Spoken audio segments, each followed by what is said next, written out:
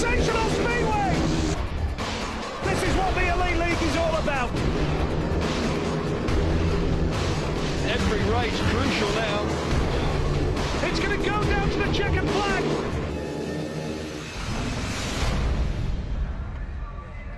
"28 meetings to get this far. Two sides with a great tradition.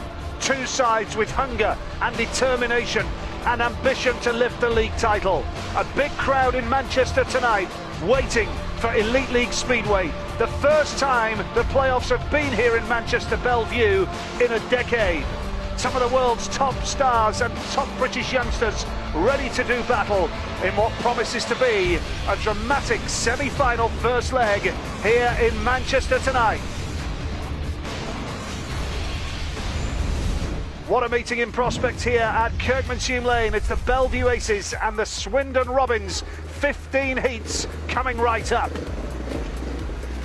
Yes, welcome along, Kelvin Tatum alongside me here. We are going to get straight on with the action because the riders are already out there looking to get on with heat number one because of the threat of rain. The league table, 28 matches completed. Swindon went on a run of 8 wins in 10. Bellevue qualified last Monday for the playoffs, and here they are, Kelvin. They are indeed. Swindon have been on a remarkable run off the back of the inspirational Darcy Ward. Bellevue, of course, winning away last week at Wolverhampton, sealed their top 4 place. And I've got to say that these two teams have gone head-to-head both times, twice this year, and they've been close encounters. Well, taking a look at the all-important track conditions ahead of tonight's action, here's Chris Louis. Yeah, down on the start line, the lads are just lining up behind me. I've got to say, track conditions look absolutely perfect at the moment. We've had a few drizzly moments today, but nothing more than that. It hasn't affected the track conditions. The start line looks pretty even all the way across from 1 to 4. I've got to say, I think gates 1 and 4 may be a slight advantage, certainly in the early heats, but no, track conditions look absolutely perfect. Thanks, Chris. Here we go. Aaron Summers for Swindon, who's been a wonderful signing for them. He goes off the inside in yellow. Max Frick, who is a talented young Australian rider, gate 2 in blue for Bellevue. Troy Batchelor, gate 3 in white, a Grand Prix rider. And Andreas Johnson, Kelvin, he's in for the injured Matti Zegar, who's suffering internal bleeding and probably shouldn't have ridden in the Slovenian Grand Prix at the weekend, but Johnson is the guest. Yeah, he's a vastly experienced rider, and of course he will have to come up with a big performance. He has big boots to fill. Zegar is quite a hero here and rides supremely well, but Johnson coming in to replace him. Aaron Summers, as you rightly say, has been a terrific signing for the Swindon Robins. Troy Batchelor has been really very busy in the last few days. 2 meetings in Poland and the Grand Prix in Slovenia, dashing back from the continent for this big meeting tonight. Here we go, Peter Clark, the referee. Heat number 1, a little bit of movement at the start, but the race continues and Bellevue are off to a flyer here. Andreas Johnson, the guest, and Batchelor's gone down. The race is going to have to be stopped. Batchelor has gone down awkwardly, he's let the bike go, he's landed awkwardly there, and I'm certain now that we're going to be back with 3 riders only, and Batchelor is going to be excluded from Heat 1. Yeah, awkward looking fall. Alan Rossiter there will be disappointed, and so will the riders that hit the front, of course, but concern for Troy Batchelor. Got himself turned almost inside out and then spat him off, fell nastily. Concern for him. Yeah, as you said, he's been very busy lately, Kelvin. Troy Batchelor, he was seeing. He did move at the start as well. He did move at the start, but he penalised himself. That allowed Johnson here, runs wide, overlocks the bike and falls off the back of it.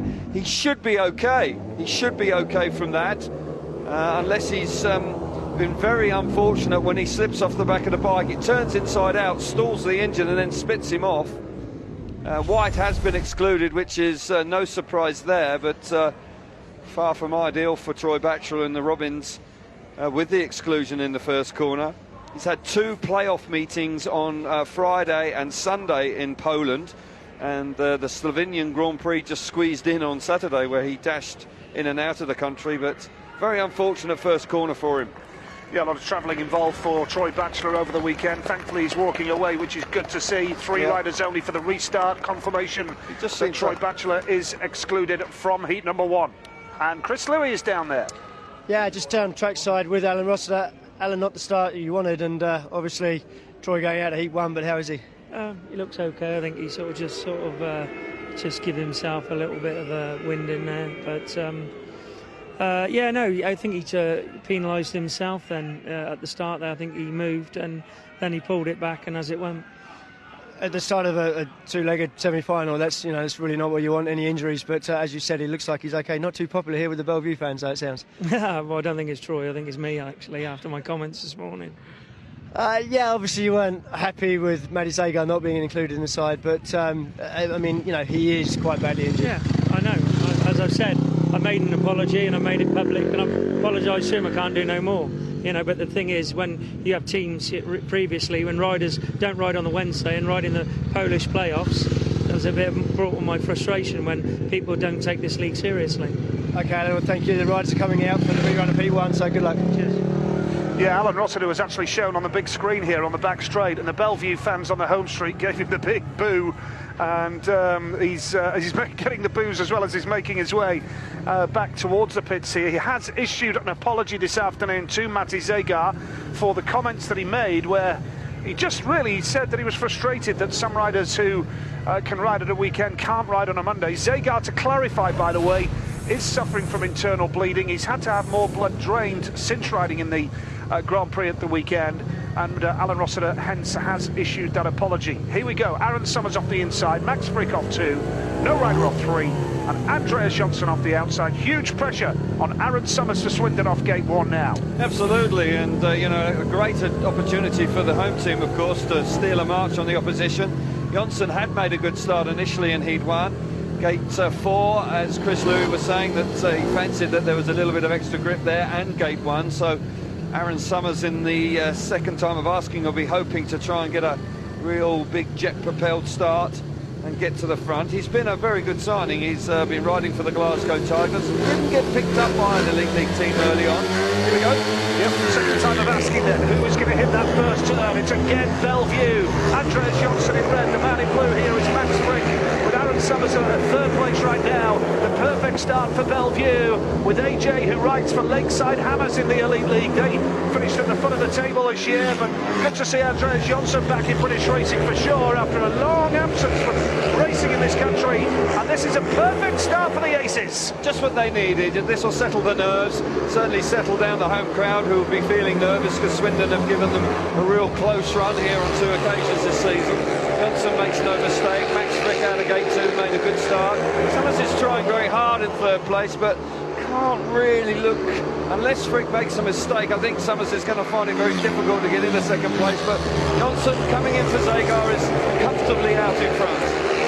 Andreas Johnson looking superb here, hasn't had the best of fortunes on the Grand Prix stage this year, but the Swede is going to take the checkered flag. Won the World Cup with his country in June, of course, Andreas Johnson, and here as a guest rider for Bellevue tonight, he has done the job that Matty Zagar would have been expected to do there as well. Max Frick in second, and the home crowd are delighted. A reminder, this is the first time Bellevue have been in the playoffs in the last decade, and how they've enjoyed that first race. Well, and rightly so, because second time of asking, often you see riders that make the start initially and then they lose out second time, but they come up with a really big 5-1 there, and the big home crowd down the start and finish straight are delighted with that.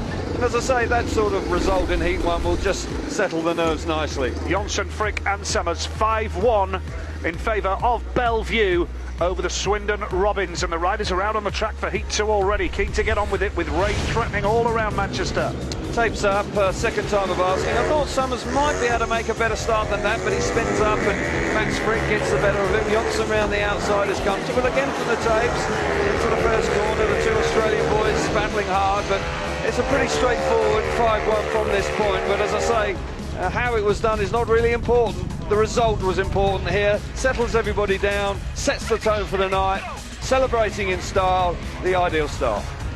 Heat 2 coming up, and they've got a rider here who hit the maximum score last week at Wolverhampton at reserve, Stevie Worrell. Well, Super Stevie Worrell, as they call him up at Newcastle in the Premier League, and he hit a maximum at Wolverhampton last Monday when they secured their place in the playoffs. Worrell off the inside. Charles Wright rides for Swindon, born in Stockport, just up the road from here, but has never ridden for Bellevue, which is quite astonishing for a local lad. Stefan Nielsen, gate 3 in blue for Bellevue, and Lewis Rose, recently back from injury, goes off the outside in yellow and black. An important race for Swindon to bounce back, but Kelv, you have to fancy Worrell off gate 1. Yeah, well, Steve Worrell away at Wolverhampton last Monday was inspirational, a 15-point maximum, and quite clearly was in a terrific vein of form. And if he can continue that this evening, then there's no question that he will have a major part to play in the semi-final playoffs. It's going to be pressure on the two Swindon boys because they need to come up with a big performance, but I just sense that Worrell, you know, he is a class act in heat number 2. Worrell, Rider of the Year for Swindon last year. It was absolutely inspirational for the Robins up against his former club tonight. Here we go, heat number 2. They're away, first time of asking, and Worrell has made an absolute beauty. Stevie Worrell has the lead, but his partner is in the back, Stefan Nielsen. Charles Wright's having a go in white here. Third in yellow and black is Lewis Rose, and the Swindon boys are getting very close together. That allows Stefan Nielsen the opportunity to really get up their exhaust pipe, but Stevie Worrell, Kelvin, continue his fantastic form. Yeah, and it's really tight. Second and third, the two Swindon boys are really not riding that well together in truth, and they've slowed each other down. And they're coming under pressure from Stefan Nielsen out the back. Stevie Worrell brilliant away from the tapes and is controlling it. And really and truly, that's what you would have expected prior to this race. But Swindon Robins boys just need to hang on in there and just keep it to damage limitation. Yeah, the Swindon duo struggling to ride alongside each other here, really. That allows Stefan Nielsen to really get back into contention. It's a win for Worrell, no mistake at all there for Steve Worrell. He's got the race in the bag. Down to the line for the 3-all. Swindon have just done enough, and who knows how vital that might prove to be over 30 heats of playoff Speedway. Extremely, you know, every point is hugely important, and they weren't particularly comfortable together. In actual fact, they probably shouldn't have ridden side by side. It probably would have been better for them just to allow each other to get on with it there. They kind of held each other up and allowed Stefan Nielsen to sort of really encourage him to make a move. But Steve Worrell made the move away from the tapes and really and truly was quite comfortable out in front. But a 3-all, and as you rightly say, points really are crucial in these sort of meetings, and a 3-all was okay. Yeah, great ride indeed from Steve Worrell, the favourite for the race, and that's why second place Charles Wright, third was Lewis Rose, Stefan Nielsen at the back. A 3-all, 8 points to 4 is the running score after 2 heats. This is the first leg of the semi-final.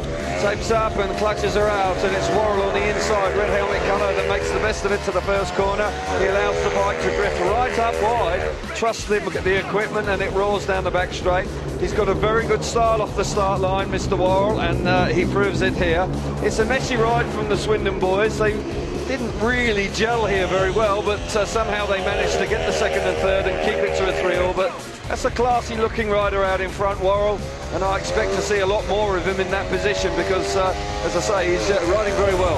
How's the track looking, Chris? The track's looking very good. It's a little bit drier than I perhaps expected it to be. I thought there was a little bit more dampness after the heavy rain they've had of the last 2 or 3 days underneath, but they seem to have got the surface down very hard, and yeah, it's a little bit dry, but certainly if we do get any light rain or showers, then it's going to take quite a bit of that. But no, an impressive start for the Aces, 5-1 in the first race, settles down the nerves. It was great to watch Max Frick riding around here. Really reminded me of Lee Adams, the way he controls the bike. Very, very smooth rider. And now I've got to say, track conditions look fair for a good contest. Well, just a reminder of the two teams here at Bellevue. The Aces line up Jonsson, Frick, Grzonik, Nichols, Cook, Worrell and Nielsen. And Swindon is Batchelor, Summers, Morris, Killerman, Zengotta, Wright and Rose. They are the two 1 to 7s here tonight. Swindon at full strength, Bellevue with Jonsson in for Zagar. That is the one change to their starting lineup. Heat number 3 is coming up. Gregor Zengotta, who's had a fantastic season for Swindon, goes off the inside in yellow and black. Craig Cook, gate 2 in blue for the Aces. Nick Morris goes off gate 3 in white for Swindon. And Josh Grzonik didn't start the season with the Aces. He came in as a replacement for the injured Simon Stead. He goes off the outside in red. Yeah, and Craig Cook's an interesting case because at Premier League level, Craig has been hugely impressive for a number of seasons. Never quite hit the heights at Elite League, but has very recently said that he's seriously considering giving up the Premier League and focusing on the Elite League. Finished second in the British Championship and was the wild card for Cardiff. See how he gets on tonight. Yep, heat number 3 it is then. And Cook has made a good start, but what about that from the outside from Josh Grzonik? The Aces are on it here. Josh Grzonik riding beautifully. Second place in blue is Craig Cook. Third in yellow and black is Gregor Zengotta. Nick Morris struggling in the back and has just taken his own man down. Wipes him out. Well, what on earth is happening here? Swindon with Nick Morris just making a mistake, hitting the wrong part of the track, I think, down that bottom turn. Well, he straightened up and just really, just could not avoid his teammate and T-boned Gregor Zengotto and just wiped each other out. Morris will be excluded for it, unfortunately, and Zengotto will be, Alan Rossiter will be keeping his fingers crossed that he can have at least one rider in the race, but got to say, in the early stages, the Bellevue Aces seemed the sharper team, and it's been far from ideal for the Robins so far this evening, but Nick Morris just got it all wrong going into turn 3. Yep, Zengotto is up then, which is good news. Nick Morris, here we see it again, Kelvin, talk us through it. Yeah, he's out the back, Morris, coming in quite fast and then just straightens up. It's just a little bit soft there, and with Zengotto running wide, he just can't avoid him. You just watch it now, he runs slightly narrower there, scrubbing the speed off, and then the bike gets a lot of grip underneath him, and then once the bike's straightened up, he can't avoid his teammate.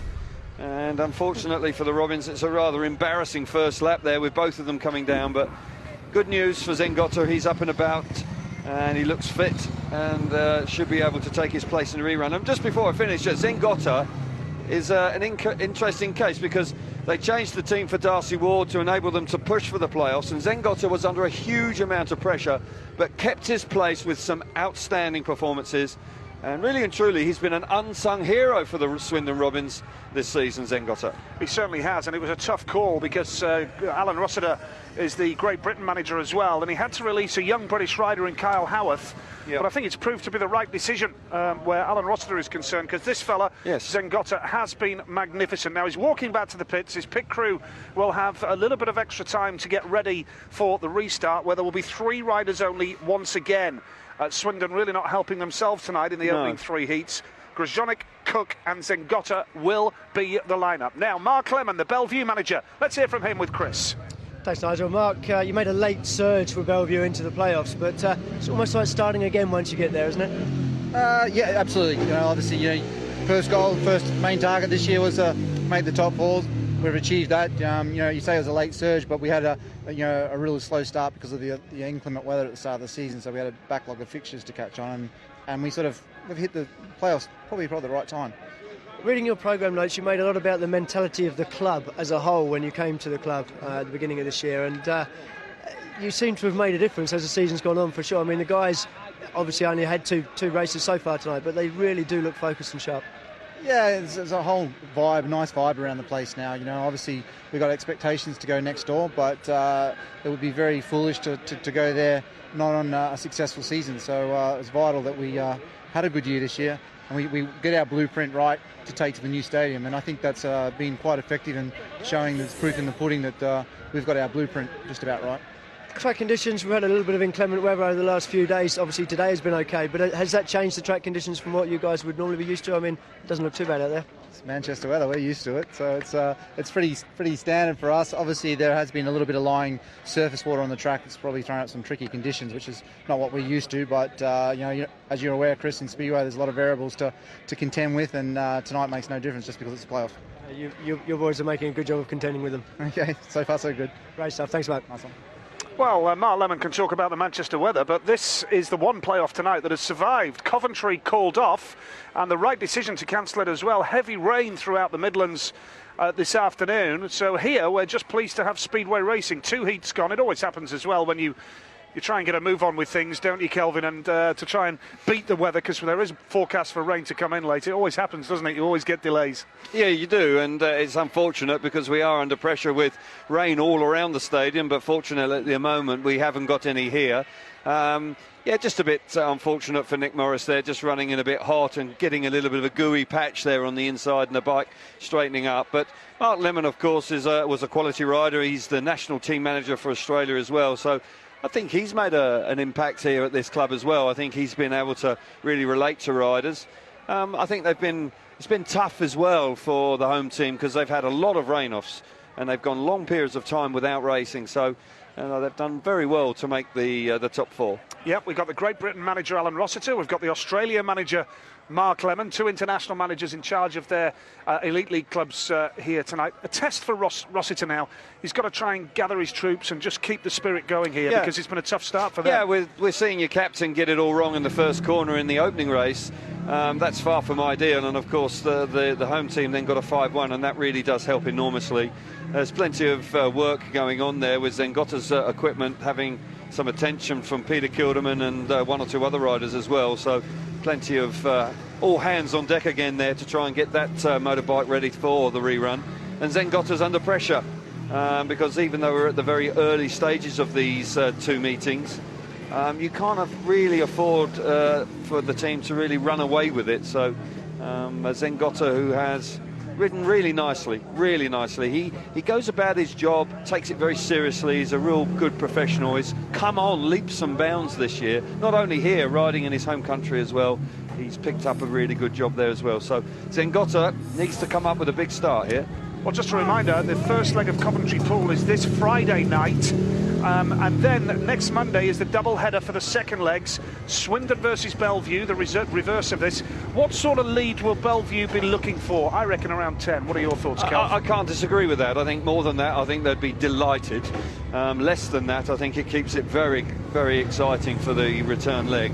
10 points is generally, as we've seen since the introduction of playoffs, is a handy lead going into the second leg. That does put the home team on the second leg really under pressure. If they slip behind early on in the second leg, then they really are up against it. Yeah, Mark Lemon talking about the new stadium, which is next door to where we are now. The new stadium, which will be ready for the start of next year. We just put our head around the gate a little bit earlier and saw the grandstand and the sound barrier, and yeah, it really does look like an exciting prospect for next season, the new stadium for Bellevue. Absolutely. Gregor Zengotta going off the inside here in yellow and black. Craig Cook, gate 2 in blue for the Aces. And off the outside, Josh Grzonik. No rider off 3. Nick Morris excluded. And a lot of pressure once again on the Swindon rider. Gregor Zengotta this time. Yeah. Can he get round here? Can he spring what would be a bit of a surprise after failing to make the start in the first staging? Yeah, can't disagree with that. And looking at the two meetings earlier this year, Zengotta didn't really set the place alight. So possibly not one of his favourite tracks, but on a big line like tonight, maybe he can turn that around. Here we go then, he's number 3, and they're off this time, and it's a good start from Zengotta, but what about that from Grzonik in red? Now can Gregor Zengotta hold the line? It's a good ride round the outside from Josh Grzonik then for the Bellevue Aces. Zengotta holding second place right now. Craig Cook is third, and at least Zengotta picking up a couple of points because Bellevue were on a 5-1 in the original staging, but the race isn't over yet. Craig Cook will give it everything. Yeah, he will. He's taking his time. He's not rushing in third place, but Zengotta got away pretty decently. But offhand the outside, Grzonik has made a really good start and is going nicely. But Cook is coming right back into this race. He didn't panic early doors, and I've got to say Zengotta doesn't look really that comfortable. He's going to have to ride a tight line as they go into the last lap through this first and second corner, because I fancy Cook is really going to be there ready to bounce. Yes, Zengotta this time had it covered. Yep, Grzonik riding beautifully here, and he is going to get the race sorted with 3 big points for Bellevue. Zengotta holds out for second. Craig Cook was third. Could have been worse for Swindon there, with Zengotta splitting the Aces duo, but Bellevue will still be the happier of the two sides. They've opened up a 6-point lead in the early stages of this meeting here in Manchester tonight. A good win for Josh Grzonik then, as we say, didn't start the season, won the league with Poole, here with Bellevue now, and how fitting it would be if Bellevue bowed out of Kirkmanshume Lane with a league title under the belt. Wow. But Gregor Zengotta with a couple of points behind Grzonik there. Craig Cook was third. It's a 4-2 to the Aces, who lead by 12 points to 6. Well, yeah, this is the second time, and Zengotta on the inside makes a decent effort, but the better one was made by Grzonik. He was able to utilise that extra speed round the middle of the first corner and fires himself down the back straight, hits the front, and that's where he stays. Zengotta was vulnerable, I've got to say. Cook didn't panic in third place, took his time to settle into the race. You can see there he was waiting for him as he went into turn 3, but he identified that this was the weakness of Zengotta, just running too wide, and very nearly gets up the inside of him, but the intelligence of the Polish rider works brilliantly. He covers the move later on in the race, but Grzonik out in front wins pretty comfortably.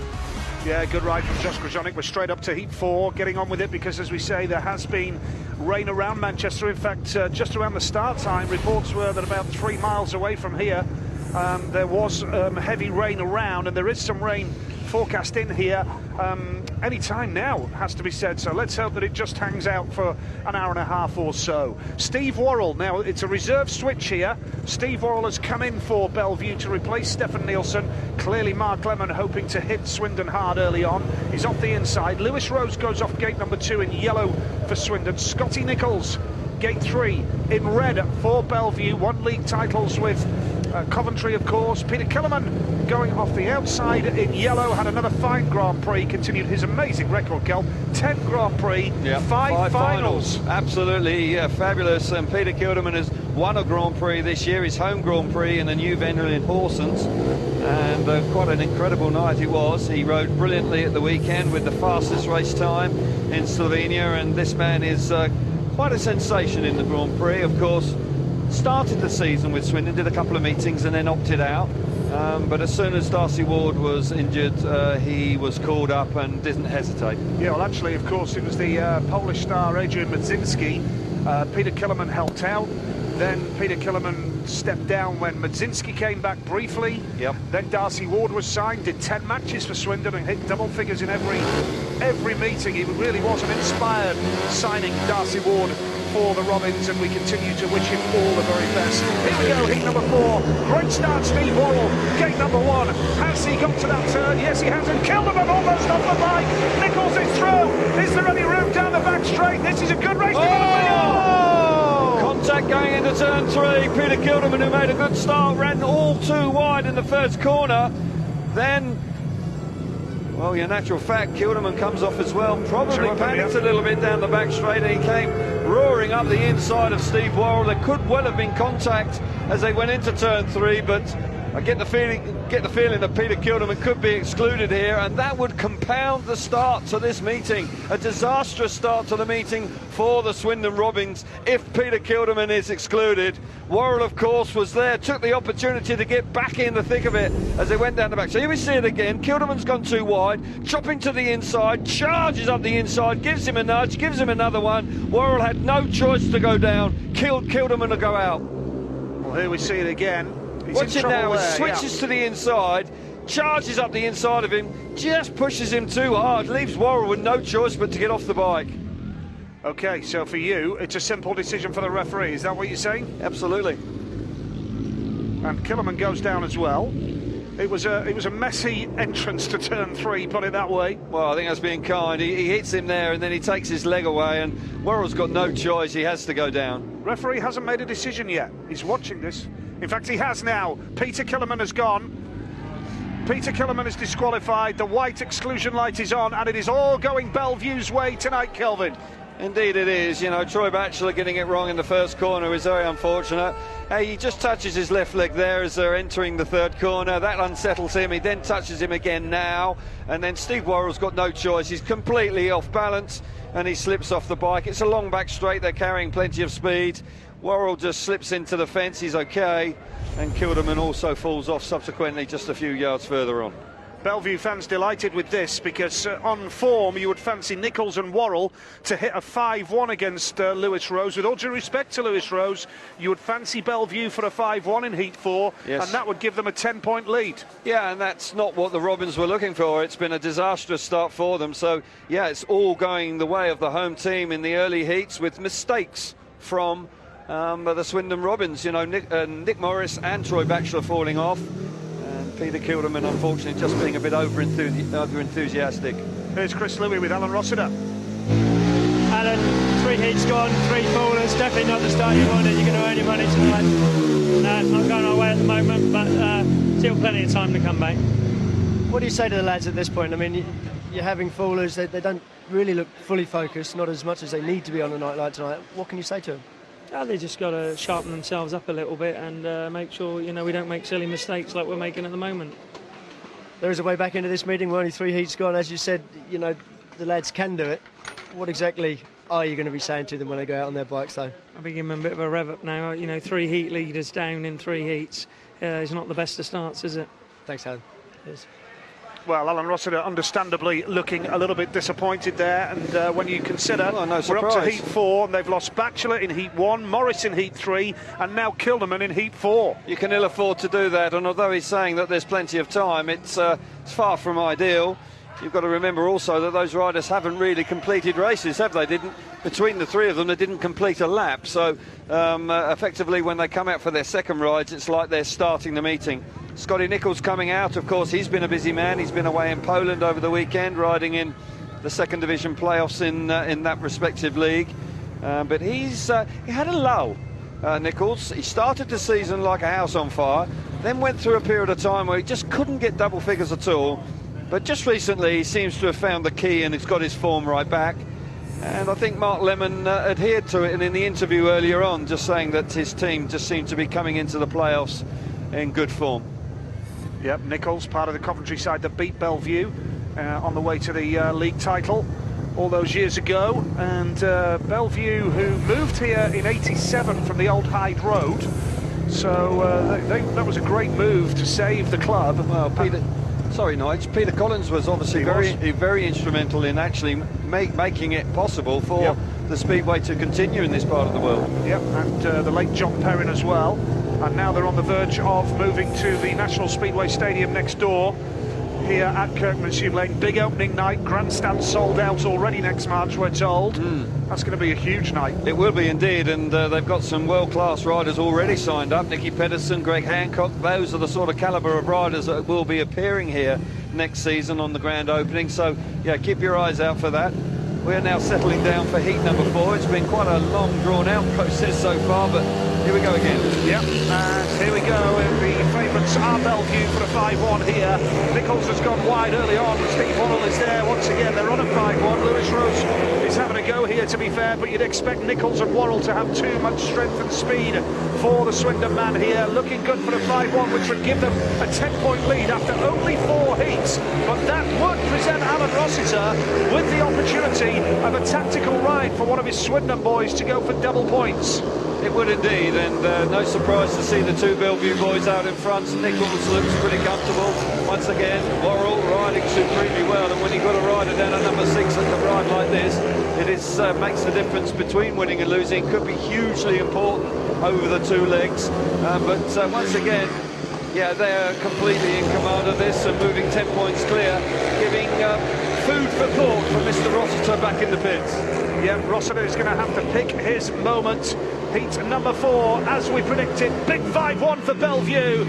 So in the opening 4 heats, 2 5-1s, a 4-2 and a 3-all. It's all going Bellevue's way early on. Nicholls and Worrell there teaming up for the 5-1 over Lewis Rose. It was always a tall order for Lewis Rose, the lesser ranked reserve in the Swindon side after the disqualification for Peter Killerman there. So 5-1 it is, and it is all going Bellevue Aces way. The home fans delighted here at Kirkmanshire Lane tonight. Let's confirm the result of Heat 4 for you now. A win for Scott Nicholls with Steve Worrell second. Lewis Rose was third.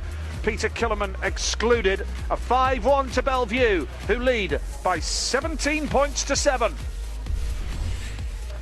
Super stuff, good crowd here. Can Swindon bounce back? When will they use the tactical ride? Will they go for it immediately in Heat 5? Join us to find out.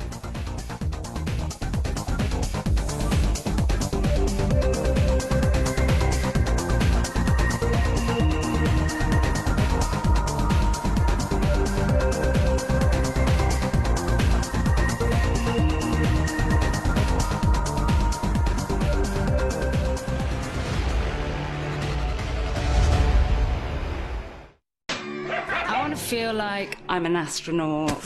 I love gadgets. I love the lights when you close the door.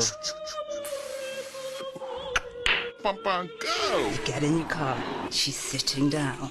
Business class. It's exciting. Heads blown in the wind. I think me and cars were meant to be. I'll be a very good driver. Ooh, little Miss Show Off.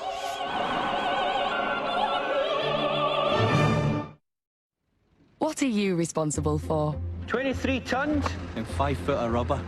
Keeping sticky fingers off these. Tesla. We all have responsibilities. At Wonga, ours is to provide responsible loans that can help you bridge the gap until payday.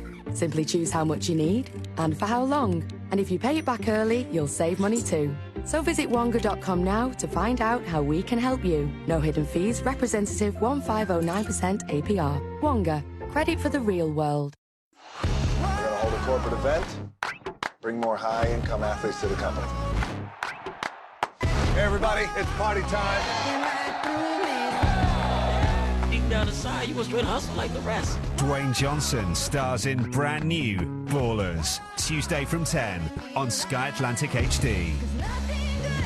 And if you missed the start of Ballers, Touchdown, with episodes 1 and 2, available now with Catch Up TV.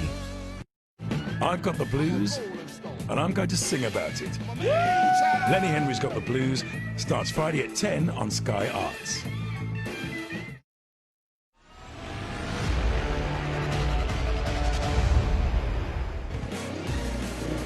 Swindon in trouble early on here in the Elite League playoff semi-finals. First leg in Manchester.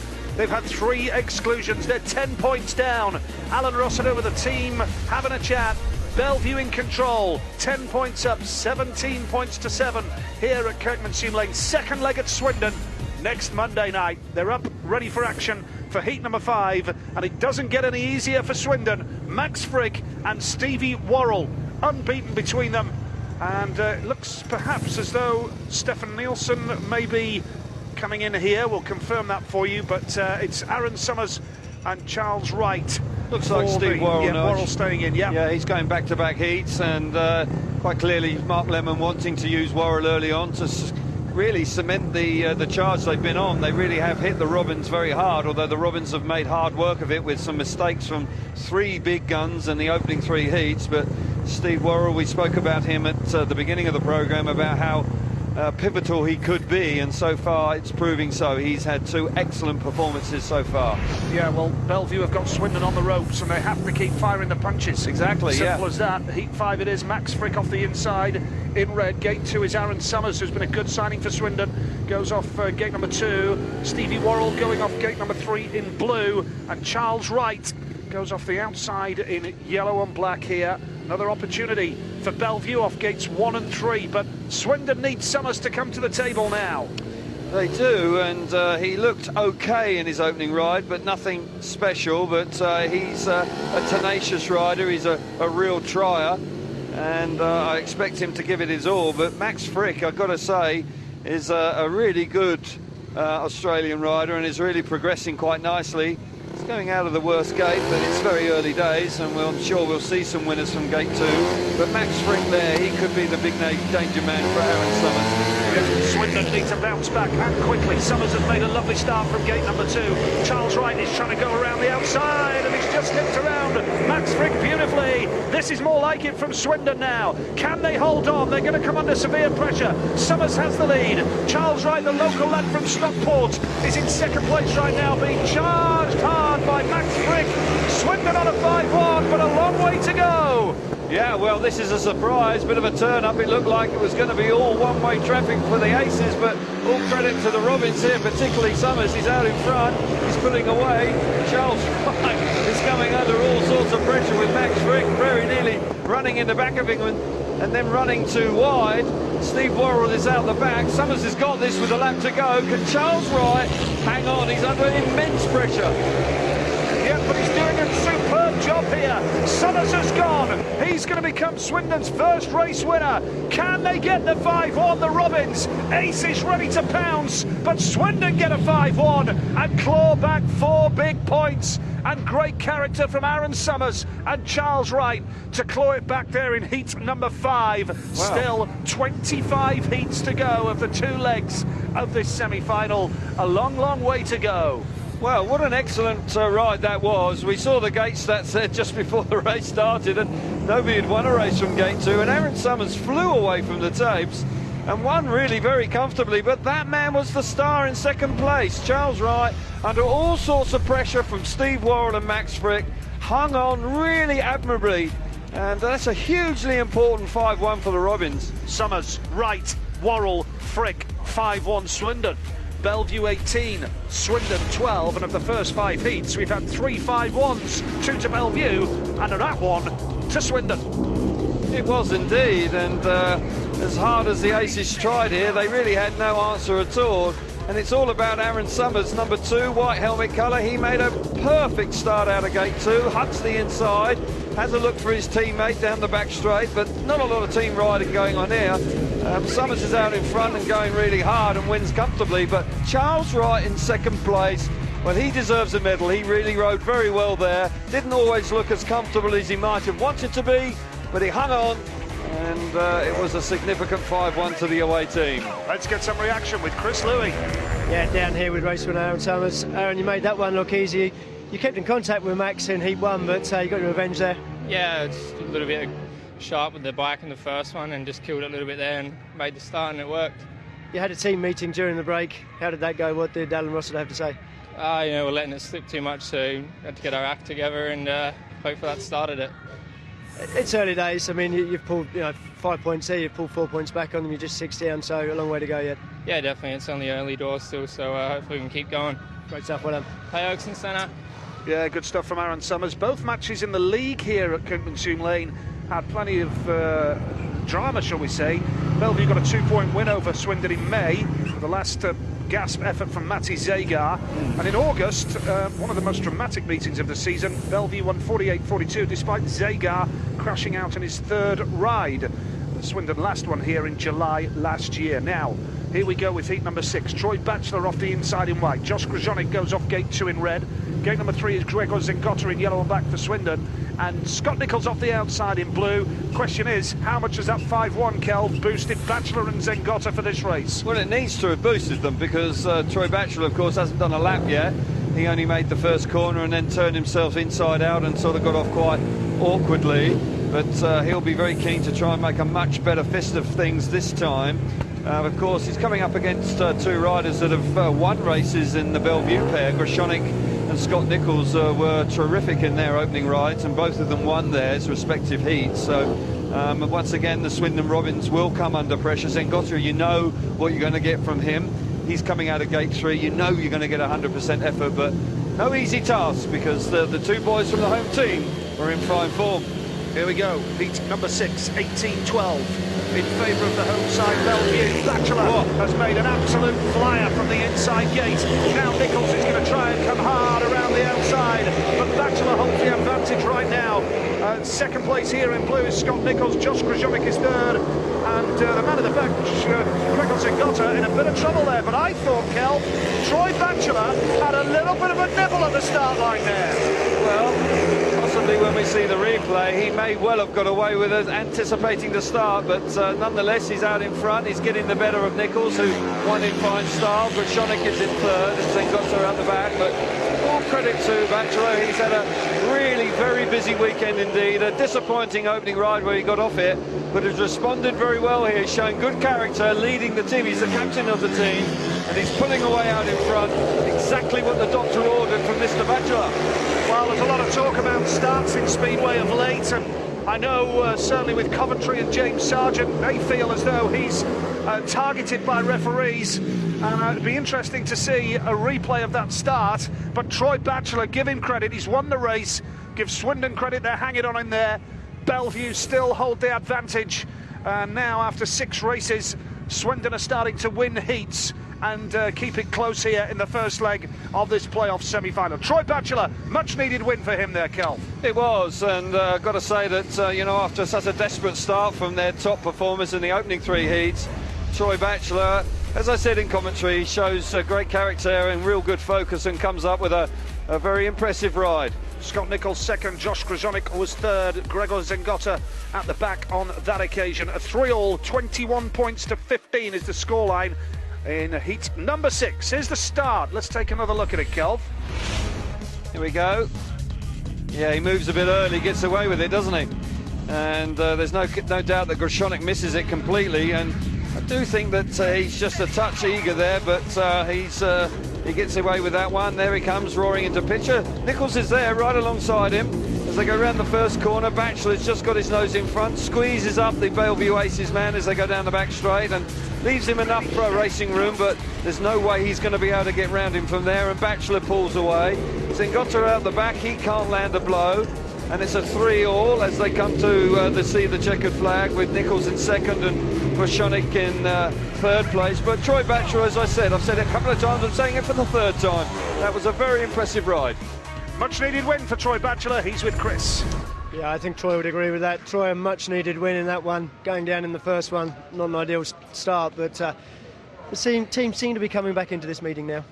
Yeah, I just woke up. It's been a long weekend and some long nights. But, you know, probably our three best riders crashed out in the first race and didn't even finish a lap, so not a great start, but turn it around now in the last two races and keep it going. How difficult is it for you guys racing on the Polish tracks, Slovenia for the GP, very big, very wide, different surface altogether to here. Then you come here, the tight corners. You know, you say you've just woke up, but I guess it is difficult to get back into the groove. Yeah, sometimes it's you know, it's a different style of riding, but probably done about 3,000 air miles and 1,500 miles in the van in the last 4 days. So I'm pretty knackered and it's taking its toll. Go and have a sit down, Troy. Thanks. It has been a really hard few days for him with the riding for Rybnik in Poland and Friday and Sunday, and of course in Slovenia on Saturday, and here this evening. I can fully understand that he will be feeling a touch jaded. Nick Morris off the inside in white for Swindon here in Heat 7. Andreas Jonsson, Gate 2 in red for Bellevue. Peter Killerman, we haven't seen him complete a race yet. He's off Gate 3 in yellow and black. And Craig Cook going off the outside in blue for Bellevue. Cook's got an important Premier League situation coming up with Edinburgh, the League Cup final, Scottish Derby over 2 legs between Edinburgh and Glasgow. Wow. Going to be some bumper crowds there. He doubles up with the Edinburgh Monarchs, Craig Cook. Scottish Derby in the League Cup final. Who could have scripted it? Brilliant. Yeah, that'll be an exciting couple of meetings. Nick Morris and Peter Kilderman, they haven't completed a lap, so Robin's boys need to get their act together here. Yep, can they hit the first turn? Jonsson is there, Cook is there as well. This is superb from Craig Cook. Now Kilderman is going to have to produce a big dive now. Nick Morris is third. The lead here in red is Andreas Jonsson, who is proving to be a wonderful choice of guest for Bellevue tonight, because he won his opening ride. He's looking good in the second one here. Oh, down goes Peter Killerman once again. He is having a nightmare tonight. He is indeed, just overcooked it there and slipped off the side of the bike. He's out of the way. Andreas Jonsson was brilliant away from the tapes and is riding supremely confidently out in front. Cook this time in second place, and Nick Morris, who's hanging on in third. But once again, the home team responding well after a couple of really good heats from the Swindon Robins. Another 5-1 on the cards. Yeah, what a choice of guest Andreas Jonsson has proved to be. I wonder if Matty Zagar can't make the second leg. I wonder if they'll go with AJ for that down at Swindon as well. 2 rides, 2 wins. Super Swede World Cup winner Andreas Jonsson. What a ride, and with Craig Cook battling away. But Peter Killerman, who got to the Grand Prix final at the weekend, won the Grand Prix in Denmark a month ago, hasn't scored a point and hasn't completed a ride for Swindon. Well, that's desperate for Peter Kilderman and the Swindon Robins, and it's a 10-point advantage again to the home team. They've got Aaron Summers and Charles Wright coming up in the next one. It'll be interesting to see what Adam Rossiter decides to do regarding the tactical ride. But you're dead right. Andreas Jonsson has been supremely good tonight. 2 starts, 2 wins. Can't do better than that. He delights the home crowd. And he's joined by Craig Cook, another crowd favourite here, and a super 5-1 for the home team. Andreas Jonsson the winner then, with Craig Cook in second place. Nick Morris was third. Peter Killerman didn't complete the race, came to grief there. It's a 5-1 to Bellevue, and they restore their 10-point lead here at 26 points to 16. Yeah, Jonsson out of gate 2. He makes a start very similar to Aaron Summers. He hugs the inside. He's aware that his teammate Cook is there. He looks for him 2 or 3 times as they go down the back straight, really showing a lot of experience here. Look, he'll have a look now, and he has another look halfway down the back straight. He really is very conscious that he wants his teammate to join him out in front. Cook then does. The 2 boys from the Swindon Robins, they're just battling with Kilderman, just overdoing it and slipping off the bike. That's disaster for him. But Andreas Jonsson, the complete opposite. 6 out of 6, doing a grand job. Certainly is. Great ride from Andreas Jonsson. Thankfully, the rain has stayed away so far. 7 heats of this playoff semi-final first leg. Bellevue in control. Will Swindon go for the tactical move?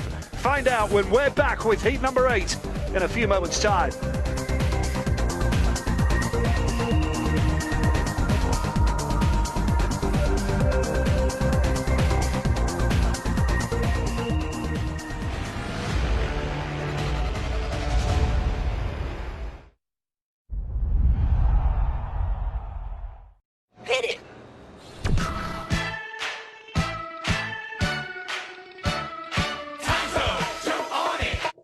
What's that?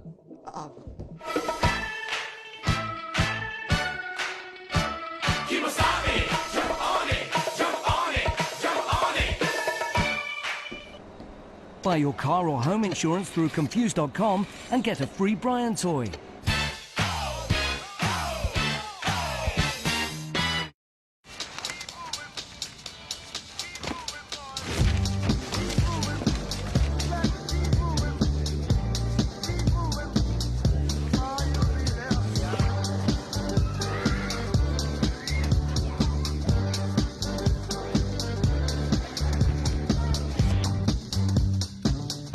Your dream kitchen is waiting to be discovered with B&Q. Search B&Q. Time to turn up the heat and step up to the Oki in a brand new darts-based game show. 180 starts Tuesday at 8 on Sky 1.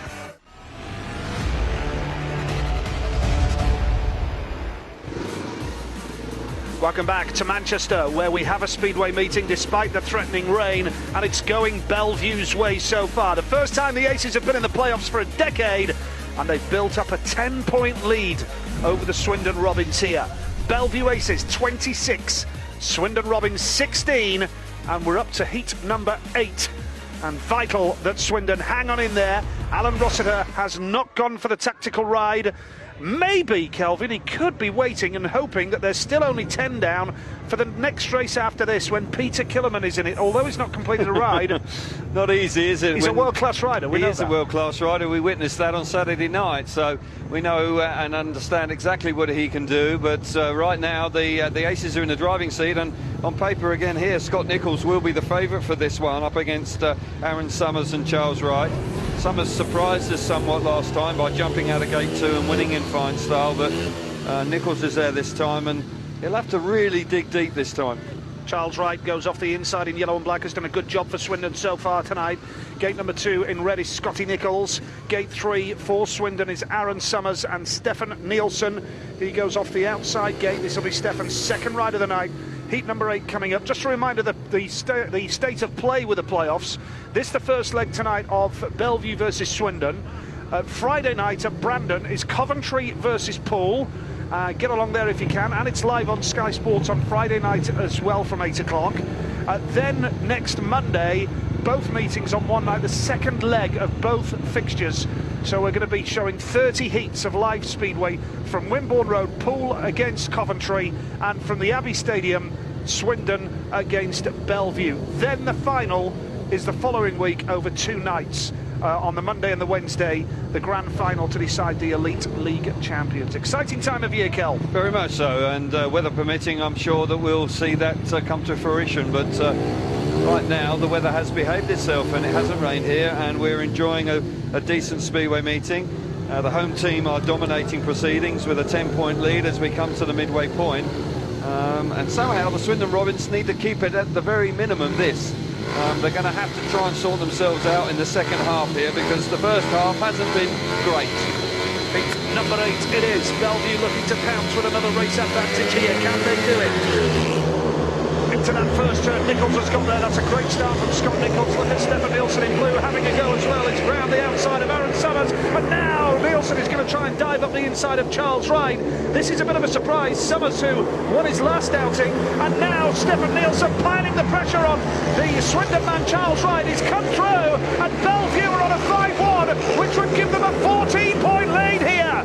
Well, it's all going the way of the home team. Another 5-1 on the cards. No surprise to see Scott Nicholls comfortably out in front. Aaron Summers has pulled up out the back. Great move from Stefan Nielsen to get the better of Charles Wright, who's all over the place in third place. But it's going all the way of the home team here this evening. Really isn't coming the first 3 heats. 3 big mistakes from the Swindon boys, but no mistake at all from Nicholls. He's enjoying it out in front. Making it look easy here in Super Scotty Nicholls for the Bellevue Aces. The home fans are jubilant. That is a big 5-1. You can be sure that Swindon will go with a tactical move now to throw the dice to try and desperately peg this back. But Swindon are in deep, deep trouble here at the halfway stage of the first leg here in Manchester tonight. The Aces are certainly the team in form, and here we see Troy Batchelor preparing for a black and white helmet colour. That is in heat 10. So he's not going for Killerman in heat 9 against Frick and Worrell. He's going for Batchelor in heat 10 against Grzonik and Cook. Well, it really is going the way of the home team. Quite clearly not having a lot of faith in Peter Kilderman this evening and waiting for heat 10. Yep. The result of heat number 8, Scott Nicholls and Stefan Nielsen with a 5-1 over Charles Wright. Aaron Summers, we're told, blew an engine there. That's an expensive one. And it's a 5-1 and Bellevue 31, Swindon 17. Yeah, comfortable start from Scott Nicholls. Outpowers the opposition and he gets to the first corner. Has a sneaky look over his right shoulder again. Out of gate 2, Nicholls makes it look easy. He gets to the first corner. Wright's there in second place, but Stefan Nielsen does a really good job. Aaron Summers coming unstuck with a mechanical failure later on in the race, but Nielsen then slips up the inside of Charles Wright, who wasn't very comfortable on the track. And another huge 5-1, stretching the lead out to 14 points. And apart from a couple of races this evening, really has been one-way traffic for the home team. And the Bellevue Aces are in dominant mood. They really are sharp and in top form. Great ride from Scott Nicholls, and he is with Chris Louis. Scott, 5 big points, another race when you're looking comfortable out there, looking like you're enjoying yourself. Yeah, it's important to get as big a lead as we can. Yeah, track's a little bit different tonight. I'm kind of struggling a little bit to find this out, but happy to get a win, and the boys are doing everything they can. So yeah, we know Swindon are strong here, so we've got to keep pushing. 14 points at the midway stage, so if someone had said that's how it's going to play out tonight, you'd have took that, wouldn't it? Yeah, I think we'd be quite happy with that, but like I say, the more the merrier, because it's a nice cushion to go there with, so we'll keep fighting and keep focused. You guys have got the momentum, haven't you? You've made quite a late surge, obviously injuries early on, and particularly to Simon Stead, but the team seems to have got stronger and stronger as the season's gone on. Yeah, it has, you know, we kind of hit form at the right time. Like you say, we've got momentum on our side, and AJ's coming for Matthew, who's doing a great job, and yeah, obviously Paul saw us and Swindon as a bigger threat, so that's a credit to the work we've done throughout the year. Thanks, John. Thank you. Got to be said, the Bellevue crowd are getting right behind their boys tonight as well. They're giving Alan Rossiter stick for his comments earlier about Matty Zagar, but Alan has apologised for those comments since, as we build up to heat number 9. It's all about Swindon trying to peg it back now and keep it as close as possible for next Monday at the Abbey Stadium. Peter Killerman off the inside in white, Stevie Worrell gate 2 in blue, Lewis Rose gate 3 here for Swindon, and Max Frick goes off the outside. This could be the last ever Speedway meeting at Kirkconsune Lake tonight, or will there be one more? i.e. a grand final in the playoffs. Well, if they keep doing this, there's every chance, isn't there? A 14-point lead. If they manage to maintain that going to Swindon next week, then there's every possibility, because that will put the Robins under the back foot, no question of that. Peter Kilderman comes out here after 2 very disappointing rides this evening. We built him up because we've seen him produce some really remarkable rides in the International Speedway, but so far this evening he has failed to score from his 2 outings. So Alan Rossiter, who we saw briefly before this race on camera, will be expecting his top men to come up with a top ride. Here we go then. Can Killerman get there off the inside gate? Yes, he has. But what about Max Frick in red? Can he charge around the outside? Killerman looks to have the race under control early on.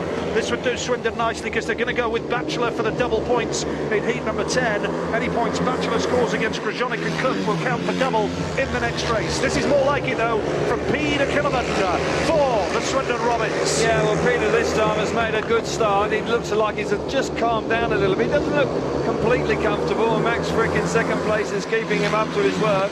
Lewis Rose, unfortunately, is out the back, but this is what we expect from Peter Kilderman. He's a genuine world-class rider. He's had a disappointing start tonight, but he's out in front.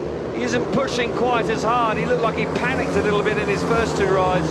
Out in front, looking a lot more comfortable. Yeah, Peter Killerman in control here then for the Swindon Robins.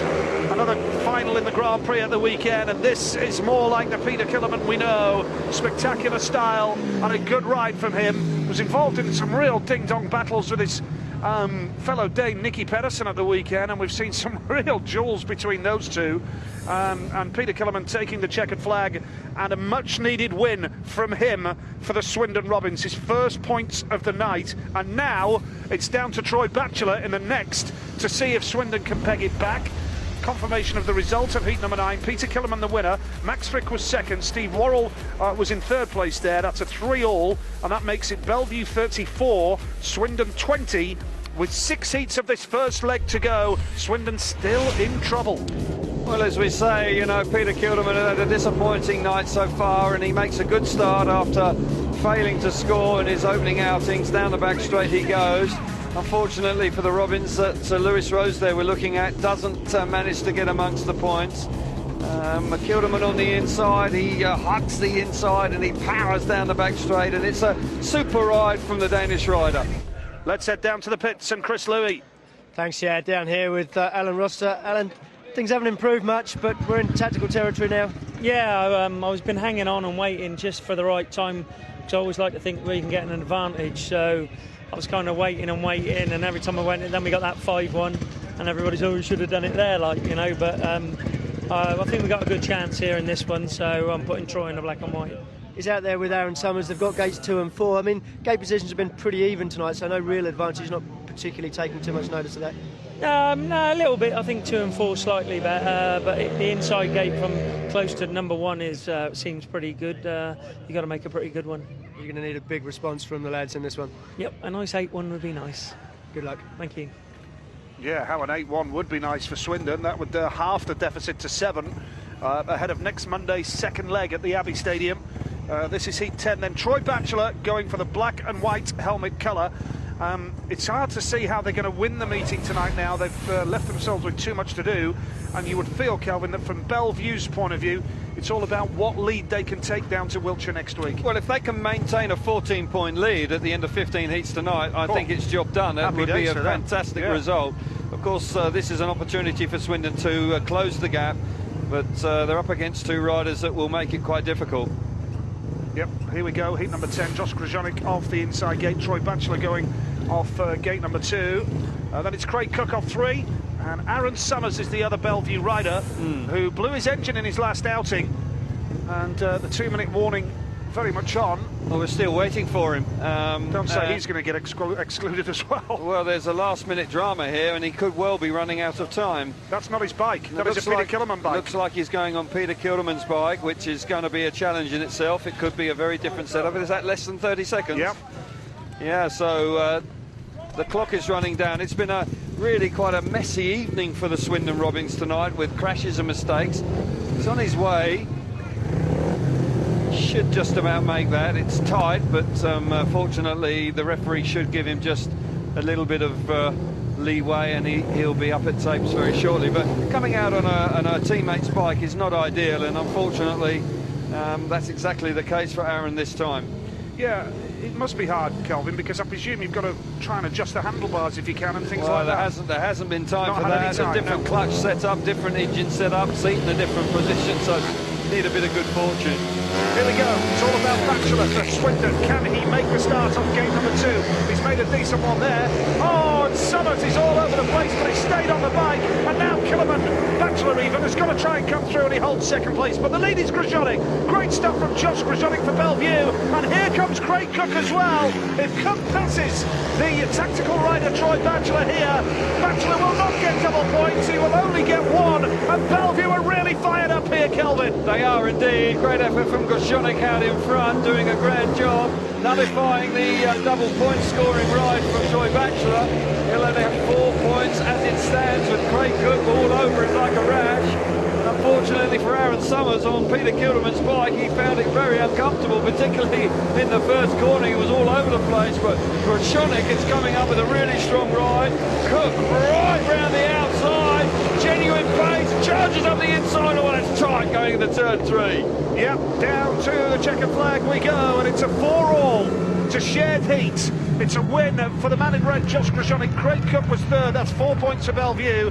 2nd place for Batchelor is normally 2 points, double it up to 4. It's a share of the spoils, and with 5 heats to go, Bellevue still have a 14-point lead.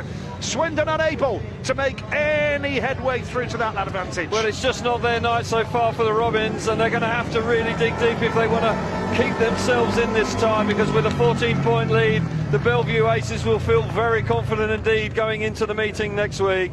Great stuff from Josh Groshonik there. It looked like Troy Batchelor and Aaron Summers were really going to put pressure on the home team, but once again the Bellevue Aces respond brilliantly.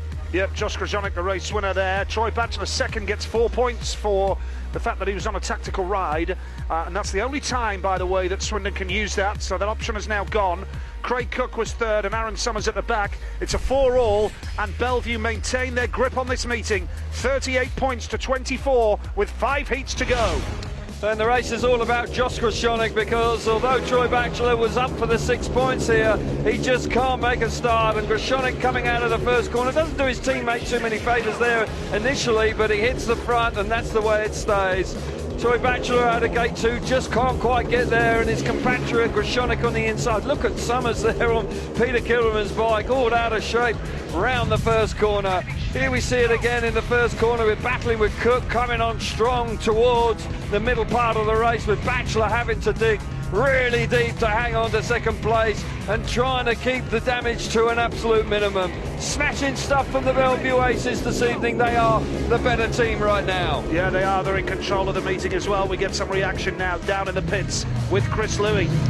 Thanks, Nigel. Josh, comfortable 14-point lead, but you had the pressure there of defending the tactical ride against Troy Batchelor. Yeah, definitely. I had a race with Batch in my last heat and he seemed to win it with ease, so we knew the pressure was on and we got to do something, and yeah, just to get a 4-4 then I suppose was good. You can't complain with that, and just got to keep it going. You guys have pushed so hard the latter part of the season to get into the playoffs, and looking up and down the pit lane, I mean, there's such a good team spirit here tonight. Yeah, definitely. All the boys are talking, and we got Lemo here as well. He's on the carby tuning, and he always likes to stay involved, and it's good. You know, we worked hard and we just managed to scrape in, and we're not here to make numbers up. We're here to do a job, and yeah, we want to get to the final. Andreas Johnson proving to be a great guest too. Yeah, definitely. He's flying at the minute. I've only seen a couple of his laps, but yeah, he's definitely doing a good job. Great stuff, well done. Cheers, thank you. Well, we've got through to Heat 10, and whatever happens now, it means we are going to get a result from this playoff semi-final first leg. We were worried about the rain coming in. It's held off, and now they're watching the track, would you believe? That's staggering, isn't it? You can't believe it. It was threatening and was drizzling before the beginning of the meeting. We're all doom and gloom, but fortunately we've got the 10 races in. And what 10 races they've been for the home team. They really have been on form. I think this team here, they're a bit shell-shocked. They got off to a disappointing start in the first 3 races. Alan Rossiter there, you can see he just can't believe what's happened here this evening, because on 2 previous visits to this track, they have put a lot of pressure on the home team and have been beaten by 2 and 6 points respectively. So a little bit of a shock, this one. Yep, so 5 heats to go for the Swindon Robins to try and claw this back. I wonder what Coventry and Poole are thinking watching this. They will meet the winners of this tie. 5 heats to go in this first leg. Join us for heat number 11 in a few moments.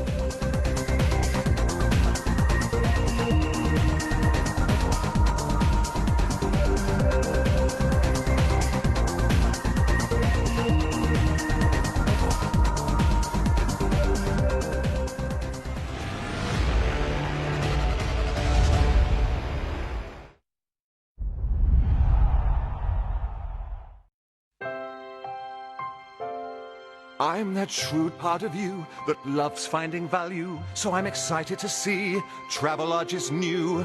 Upgraded rooms, a comfy new king-size bed. To stay anywhere else, you'd need rocks in your head. Great rooms, big beds, locations. This place has it all. And for such amazing value, that's Travelogical. That's Travelogical. Happiness is getting ahead for summer 16. It's having an amazing holiday to look forward to with the pick of the best hotels. It's grabbing the best flight times so you can enjoy more family time. Happiness is relaxing with free child places and getting next summer sorted. With just £60 deposit and nothing else to pay till next year, Happiness is Jet2 holidays, up to and at or protected. We got the results 2 days after her birthday. First birthday that she had cancer. Without cancer research, without the fundraising they do to pay for the research, I don't think we would have Georgia here today with us. We don't often have the opportunity to help save lives. This is an opportunity for people to do that. Please call 0800 035 6000 and give £2 a month to Cancer Research UK. Thank you.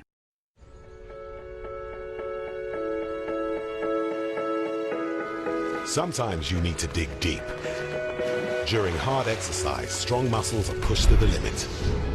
Maxi Nutrition's protein range provides you with high-quality proteins that help maintain and build your muscles, helping to make you stronger. Recommended by experts, chosen by champions. Maxi Nutrition, you stronger. I can't believe what's just happened to me. I've won 39,000. When the first cheque came out, that absolutely floored me. And then the second cheque, I was just lost for words, and that was amazing. It was the best ever feeling. You need to play, because it does happen, and I didn't think it'd happen to me again, it did. Get your ticket before midnight on the 18th of September. Best feeling in the world.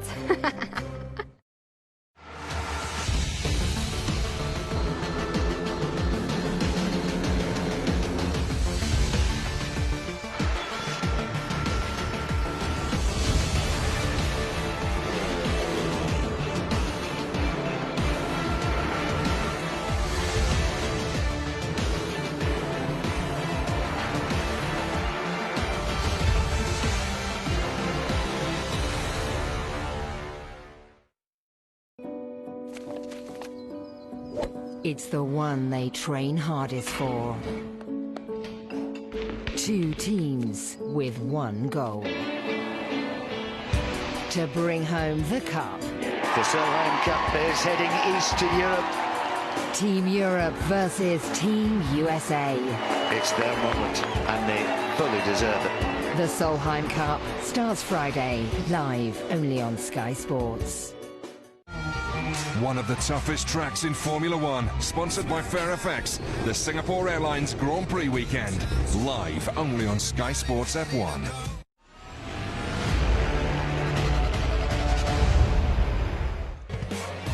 Welcome back to Manchester, Kirkmanshire Lane. It's Elite League Speedway playoff action, and the world-famous Bellevue Aces are turning on the style here. Swindon haven't helped themselves. They've had disqualifications, and on a tactical ride, they only got a drawn race. So the Bellevue Aces, with Mark Lemon in charge, have really done a super job and are really threatening to take a bumper lead down to Wiltshire for the second leg next Monday. Bellevue 38, Swindon 24. So we're up to heat number 11 now, and Kelvin, with 5 heats to go, Swindon are in serious trouble, and you have to really suggest that they've got to try and peg it back to, if possible, a 10-point deficit somehow, some way over the next 5 heats. Yeah, we spoke about a 10-point lead before the programme started, and that would be, at the moment, that would be a good outcome for the Robins, because in truth they could be further behind, and they're just hanging on by their fingertips at the moment, and really and truly a 10-point lead would give them half a chance at their place next week. Andreas Johnson off the inside, Nick Morris on a new bike, gate 2, Max Frick gate 3 for Bellevue, Gregor Sengotta gate 4 for Swindon. There are only 2 clubs who took points away from Kirkmanshire Lane in the league this season, and Swindon on both league visits took a point away here, a consolation point. Poole with the other side. Bellevue got 3 away wins at Lakeside, Swindon and Wolverhampton. They got a draw at Poole as well, the Bellevue Aces, and really dug deep to get into the playoffs, because their momentum wasn't helped by all the rain-offs here. Well, that was their biggest problem. They didn't have any continuity of meetings, particularly at home, because they just had several weeks where they just got rained off every Monday, and it just that's not good news for anybody concerned with the club. And they did very well. Of course, I think they were helped a little bit by the fact that Kings Lynn surprisingly lost at home to Leicester late on, and that gave them the extra motivation to go to Wolverhampton and win they did in fine style, and fully deserved to get the 4th spot. On the evidence of tonight, Bellevue have made the playoffs, and they mean business in the playoffs. They certainly do. Andreas Johnson is unbeaten so far.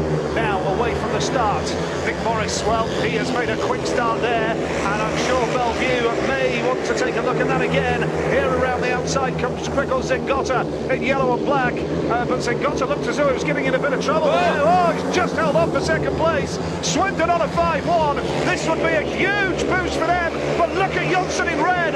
The super guest is giving it everything here for Bellevue. Zengotta in second place under immense pressure from the unbeaten Andreas Johnson in third. Morris out in front after failing to score in his opening ride. Certainly had a disappointing night so far. Zengotta now under more and more pressure from Andreas Johnson, who's working really hard on the inside of the track. This is really what the Robins needed. They needed the bounce back, and Johnson's got second place. Super effort from him. Zengotta now needs to hang on. They need the heat, something out of this heat. Yeah, they're on a 4-2 at the moment. The lead is with Nick Morris in white. Like to take a look at the start again. Nick Morris wins it. Andreas Johnson second. Third in yellow and black was Gregor Zengotta. It is a 4-2. Any race advantage will do nicely for Swindon.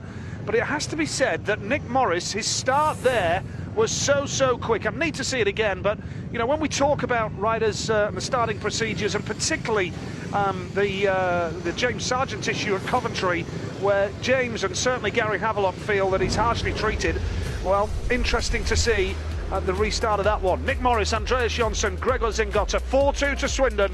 Bellevue 40, Swindon 28, the 12-point gap now between the two sides. Good ride from Nick Morris. Let's take a look at the start. Well, here we go. He's sharp, isn't he? He's sharp away. Certainly, I'd like to see it one more time, I think, just to be absolutely conclusive. Yeah, he is a little bit sharp, but it's marginal, isn't it, that one? And it's a difficult one to pull back, but he certainly makes a terrific start. But we have seen people making good starts out of gate 2. Zengotta here on the outside, who quite clearly doesn't really enjoy this track. His style doesn't really suit it, and he has to make the unbeaten Andreas Johnson, the rider in the red helmet colour there in third place, work really very hard indeed. He makes half a mistake there and somehow manages to hang on to the second place, but unfortunately for Swindon and Zengotta, he can't stay there throughout the 4 laps with AJ. This is early in the race and they get very close, but Johnson keeps the pressure on, he keeps working that inside line, and finally gets that extra little bit of drive, and Zengotta has to give best to the unbeaten Andreas Johnson, who comes up into second place. A useful 4-2 and a good strong ride from Andreas Johnson to get the second place. Yeah, good race. Let's get some reaction from Chris Louie. Coach RG down here with Nick, race winner. Change of bikes, change of fortune. Nick looked much more comfortable. Yeah, that bike was working. First one was spinning out the start and I wasn't riding very good either, but on me Johnsy now and lots better. You pulled a couple of points back in that one, 12 down. Realistically, what are you going to be happy to leave here with the sort of points to make up? We just want to make up as many as we can. We've made some mistakes and let it slip a bit, but if we can keep it as close as we can, 8 points, if that's possible. 3 fallers in the first 3 heats. I mean, you guys didn't look that focused. What can you put it down to? I mean, any reason for that? No, I don't know. We all felt all right, I think, and we were confident going into it, and but we've been here a few times this year and the track's been different. It's like we got the setup straight away, but tonight we were all off, so we'll battle on. Good luck with the rest of the night. Thanks. Heat number 12 coming up then, and this is a repeat of the reserves race heat number 2. That was a 3-all on that occasion. The race winner there, Nick Morris, interesting, saying 8 points would do nicely for Swindon to peg it back here, but they're still 12 down and there's only 4 heats to go. And Bellevue, for me, are looking really sharp tonight. Lewis Rose off the inside, Stefan Nielsen goes off gate 2 in blue for Bellevue, James Wright gate 3 in white for Swindon, and Stevie Worrell going off the outside in red for Bellevue. Well, Worrell's the favourite, of course. He has been riding nicely and won heat 2 very comfortably indeed, and will be the favourite coming from the outside here in heat 12, which is a repeat of that. It's just slightly dipped in the last couple of rides, but the third places have probably been vital in the respect of the team score with heat advantages. Charles Wright and Lewis Rose needs to come up with a better performance. You know, a 3-all here would be really useful. Yep, here we go then, heat number 12. And Swindon have made a good start there. Charles Wright in the white helmet colour. Watch out for Worrell around the outside. Oh! But coming through is Stefan Nielsen superbly in blue. Looks as though Charles Wright have made the better start there. And now Worrell is coming on strong around the outside for the aces. He's got a lot of speed. He knows the right lines to ride around here, around Kirkmanshire Lane. Stevie Worrell giving it absolutely everything. Nielsen with the lead. Right second, and Worrell comes through. He does indeed. Nice ride from Steve Worrell, but Charles Wright replays the compliment coming out of turn 4. Super Speedway the second. Oh, a clash going into the first time. For the third time of asking. Down goes Charles Wright. Real ding-dong battle between Worrell and Charles Wright there, and contact midway through the race as they go into the first corner. Unfortunate for Wright. Interesting to see which way that goes. Certainly Worrell had got up the inside. There was contact between the two riders that caused Charles Wright to go down, and quite possibly Steve Worrell may be in danger of being excluded. Well, it will be interesting to see what Peter Clark does here. Peter Clark, the referee, will watch this. Well, I think that's a tough one to call. It's a difficult one because Wright has obviously got the better of Worrell, and Worrell has then got the run up the inside. Wright has then turned in. Oh. There is a gap there, but then he's taken his front wheel. Yeah, Worrell will get excluded, unfortunately. Yeah, so, you know, I suspected it at the time, and, you know, it's a little unfortunate because there was racing room, but he does quite clearly clip the front of Charles Wright, and he goes down. Bang, that's the contact, and that's why he's made the decision. No way he's staying on then. And I am told that the race is awarded because it was of sufficient duration, that the race will be awarded with a win for Stefan Nielsen. So second place there, Charles Wright, and third, Lewis Rose. Steve Worrell will argue there was a gap and he had to go for it. That's playing devil's advocate, as I always do on refereeing decisions, Kelv. Stefan Nielsen the winner, Charles Wright second, Lewis Rose was third. It's a 3-all, Bellevue 43, Swindon 31, and I bet Steve Worrell now wishes he just sat where he was. But as a racer, you just can't do that, can you? No, well, they'd passed each other twice, hadn't they, in half a lap, and then the opportunity was there, and you see him, he dashes back up the inside. This is the initial pass. He then runs wide because he ran in hot.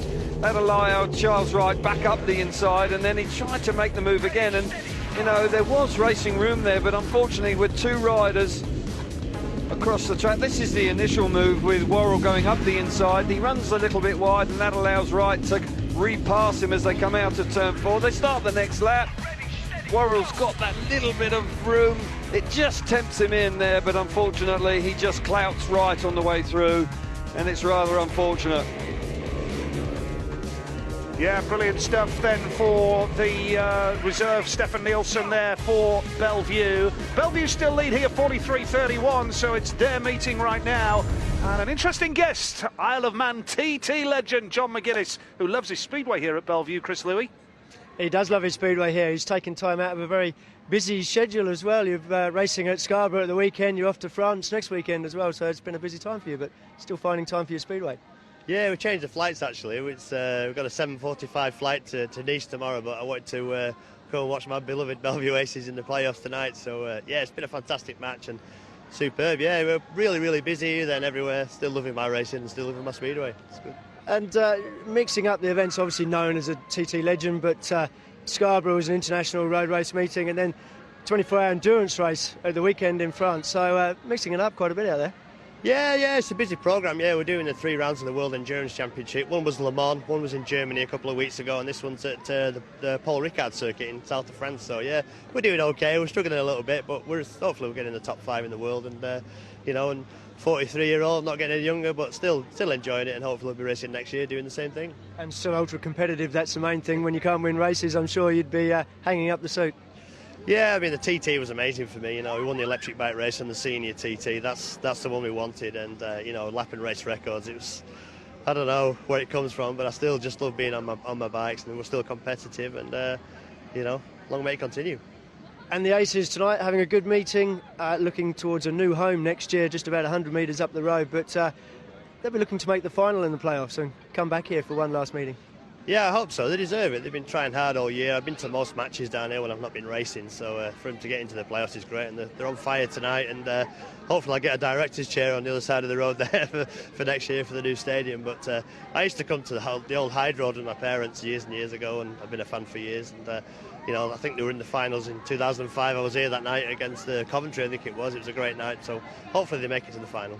Great to see you here. Thanks for talking to us. Thank you. Cheers. Yeah, loves his Speedway, John McGuinness, doesn't he, Kelvin? He has had a go on a Speedway bike. I recall he bought one off Jason Crum, didn't he? He did, and he finds it very difficult, and he has the utmost respect for Speedway riders, and I must say, as an ex-Speedway rider, I have the utmost respect for what John does, because the achievements he has on the Isle of Man are truly extraordinary, and for him to have won the TT, and particularly the number one class there this year was something very special. And I know the previous season he was injured, so he was doubly determined to go back, and he managed to pull off a very impressive win. So smashing to see him here. Very much so. I'm sure he's thoroughly enjoying the night for the Aces, because, as he said, he has a long association with the club. He very much enjoys coming here. And, all the Aces fans here this evening, when there are plenty of them, they will be enjoying this immensely. They've had a great night so far. Yep, all gone Bellevue's way as we build up to Heat 13 here. Good to see this crowd, and there's a lot behind glass in the main grandstand area here. There's a huge behind glass grandstand here with hundreds of people in there as well. It is, of course, a Greyhound stadium here at Kirkmanshume Lane. It has stock car racing as well. But here we go, Craig Cook off the inside. Gregor Zengotta goes off gate number 2 in yellow. Andreas Jonsson, gate 3, red for Bellevue. And Troy Batchelor off the outside in white. Now, can Bellevue open up an even bigger advantage, or will Swindon claw it back? Scott Nichols watching on. How tense does Scotty look here? Well, he knows how important this is. They've done a lot of good work this evening, and they don't want to let it slip with just 3 heats to go. And Heat 13 is a big lineup. Andreas Jonsson has only dropped 1 point in his opening 3 rides, coming in and doing fine work, in actual fact, for Matti Zagar. And I've got to say, after a disappointing Grand Prix at the weekend, he's put that to the back of his mind, and he's come here and he's ridden his heart out for the Aces, and all credit to him for that, showing really good determination this evening. Craig Cook on the inside also will be a threat for the Swindon Robins. So there's no doubt that the Robins are still under pressure, and the Aces are strong on paper in Heat 13 and looking to extend the lead again. Well, Craig Cook has actually worked on his ignition because he's had too much power on the bike. Well, he's off to a good start here. Jonsson and Cook looking for a 5-1. Batchelor looking to squeeze in between the 2 Bellevue riders, but this would give Bellevue a 16-point lead. And realistically, it's a long, long way back for Swindon from here. It's Craig Cook and Andreas Jonsson turning on the style for the Bellevue Aces from Manchester. Yeah, once again, the Aces are just dominant form. They're sharp away from the tapes. We've got all the management team right down in front of the studio. They are thoroughly enjoying this evening's performances from their riders. Dominating Heat 13. Andreas Jonsson out in front, looking like he's going to move on to 11 points out of 12. Cook, with the change to his ignition timing, is certainly making him much more competitive here in Heat 13. And the Robins have got no answers. The home team are just charging away out in front. Fans are delighted with this. The Aces management, Chris Moore, George Carswell, David Gordon, Steve Casey, and the manager Mark Lemon, they can sense that that is a huge result in heat number 13. Swindon in deeper trouble, and Bellevue have really got a grip on this semi-final tie with 2 heats to go here in Manchester and 15 next Monday at the Abbey Stadium in Swindon, where the Robins are going to need their fans like more than ever before if they're going to turn this around, because Bellevue have been brilliant. They have been. They've been outstanding, and that man also on track is being congratulated. Disappointment so far in the first leg for Alan Rossiter, and he's going to have to wave a magic wand, I would suggest, next week for them to get right back in the thick of it and put pressure on the Aces. Jonsson doing the business, followed home by his teammate Craig Cook. A brilliant 5-1, stretching the lead once again. Jonsson, Cook and Batchelor. Remember, this is the first time in a decade that Bellevue have been in the playoffs, and how they are loving it. Bellevue 48, Swindon 32, 2 heats to go. Tapes up, and away they go to the first corner, and once again it's Andreas Johnson there. He just charges up the banking in the first corner, allowing Cook to join him down the back straight. Batchelor gets squeezed out. Again off the inside, we're looking at Cook. Across comes Andreas Johnson from gate 3. Batchelor is squeezed out, no racing room there. And from that moment on, the two Aces boys really are in complete control. They are comfortable out in front. They're in a class of their own this evening. When they've come under pressure, they've responded brilliantly. And AJ coming in for Zagar has done a superb job for the Aces this evening. And Craig Cook, a few tweaks to his equipment, comes up with a really strong ride in second place. Has to be said, a magnificent performance from Bellevue, and what a guest Andreas Johnson has proved to be. Let's get reaction with Chris Louis. 5 very big points in Heat 13, courtesy of this pair here, Craig Cook. Good start, must have felt like an eternity going down the back straight, waiting for AJ to come past. Oh, mate, I can't believe he made a start from gate 3. I mean, yeah, he made absolute awesome, unbelievable first turn there. You know, he knew what he had to do. Just ran whoever it was up, whether it was Batch or Zengo, I'm not sure. But yeah, absolutely awesome, mate. You know, the feeling I'm feeling now, mate, it's quite surreal. You know, I've just wanted this club to succeed for so many years now, and this year, you know, Mark Lemmon's turned it all around for us, and you know, it really feels good, and it's great to see such a historic club succeeding. Good work, thanks Craig. Good, mate. Keep it up. Andreas, you've stepped in for Matty Zagar, and so far, perfect job. Yeah, doing my best, you know, and I've been going pretty good there this year, you know, but it's been a tough season to start with, but you know, I have to thank my mechanic, Glenn. He's been absolutely terrific this year, you know. It was really tough from the beginning. We changed a few things, and now it seems to work pretty everywhere in the UK, so I'm pretty happy. Good work, well done, thanks. Thanks. Yeah, I should also say, if it is Coventry that face Bellevue, if it is a Coventry-Bellevue final, Coventry will be delighted with that, because they fly around Bellevue. They've got points from Kirkman's Hume Lane here earlier in the season. So, but Coventry got a job to do against Poole on Friday at Brandon, and we'll be there. And we're looking forward to it on Friday night. Scott Nichols off the inside in blue. Peter Kellerman goes off gate 2 in yellow. Josh Grzonek gate 3 in red. And a big race coming up then here with Nick Morris in white. So who is going to be in the final? Bellevue or Swindon? It's looking good for Bellevue at this stage. And will it be Poole or Coventry? The Bees, it has to be said, have been magnificent around here this year. They would really fancy their chances if they can get past Poole. Yeah, well, Poole will be a tough hurdle to overcome, of course. They're the reigning champions, and they have a very strong winning mentality, and I just sense that they are riding with a lot of emotion in that team with the injuries sustained to Darcy Ward, so I'm sure it's going to be a very tough encounter between the two big heavyweights of the league. Bellevue have been terrific this evening. Swindon have been, in truth, disappointing, but that doesn't take anything away from Bellevue. They set the tone in Heat 1 with a big 5-1, and they've just continued on. Heat 14 is another super lineup. Here we go. Yeah, in fact, Bellevue's only drop points at home were against Coventry. Now, that's a good start here in Heat number 14. Oh! Nick Morris on! How on earth did Peter Kilderman miss him? Well, thankfully Scott's up, and the race, it's going to be stopped. Yep, the race is stopped. I tell you what, Peter Kilderman, how on earth he missed Nichols there was remarkable. I thought for a moment he was just going to ride straight over the top of the Bellevue Aces man. That was close. It was really very close indeed, and Nichols just got that real loaded grip coming out. Somehow got off the back of the bike, and Kilderman, who was right up behind him, missed him. Remarkable. Thank goodness they have all come through this. Thank goodness. Keeping your eyes on the man in the blue. Peter Kilderman is right behind him there. And oh, crikey, O'Reilly, he does very well, and Nichols does remarkably well to hang on to the bike. If he had let go of the bike, I don't think Peter Kilderman could have avoided him. If he had let go of the bike there, the bike would have gone across the track and cleaned up Kilderman as well. And, well, I've got to say that it's unusual. Normally you let go of the bike, but fortunately for Kilderman, Scott Nichols doesn't. Morris is out in front. Now all of a sudden Nichols gets loads of grip, can't hang on to it, but he can't stop the bike lifting, and how on earth Kilderman just avoids the back of him? Well, it's a minor miracle.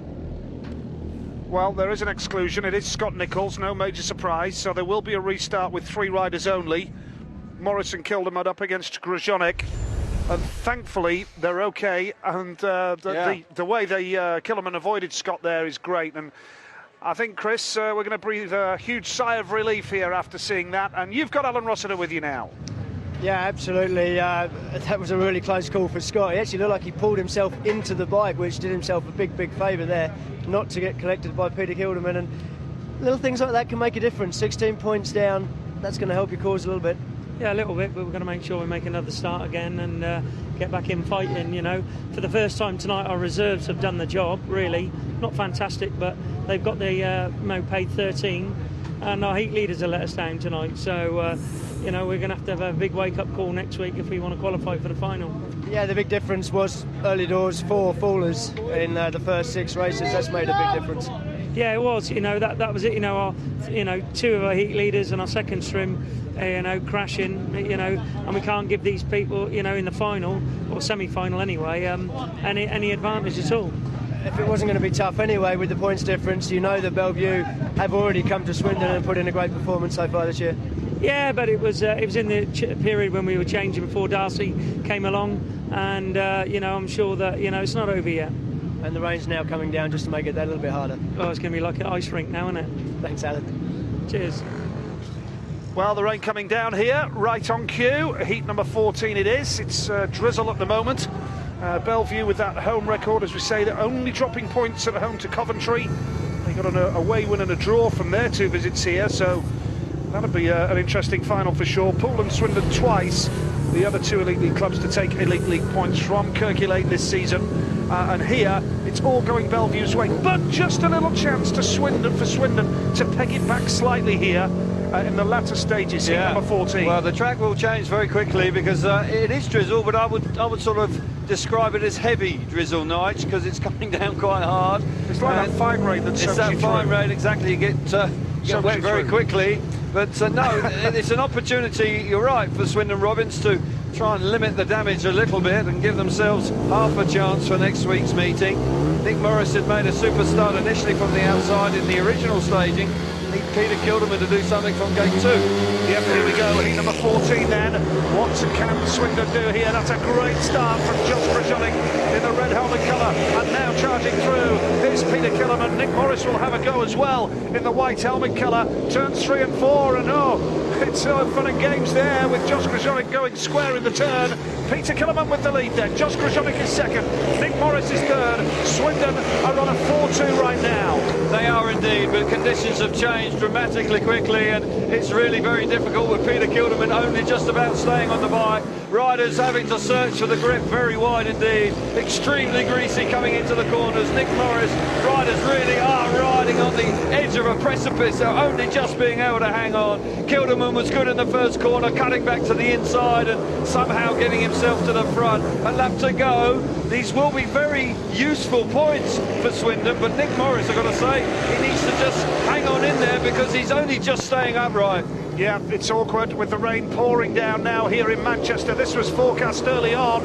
It's going to be a 4-2 to Swindon, though, in heat number 14, so that just pegs it back by 2 points. Still a tall order, you feel, but a win for Killerman, much needed. Josh Krashonik getting the second place there. Bellevue hit the 50-point mark, and still 16 points, 14 points the difference as far as Bellevue are concerned. So they're still in a great position with the rain coming down with a race to go. They are indeed, and it could have been a 5-1, but Peter Kilderman rode nicely in the first corner. Morris was hanging on in third. Krashonik rode solidly in second place. Little bit of respite for the Swindon boys, but still a super result so far for the Aces. Bellevue 50, Swindon 36, crowd taking cover. We've got 1 race to go. Getting a little bit awkward out there with the rain falling down. Heat 15 is coming next.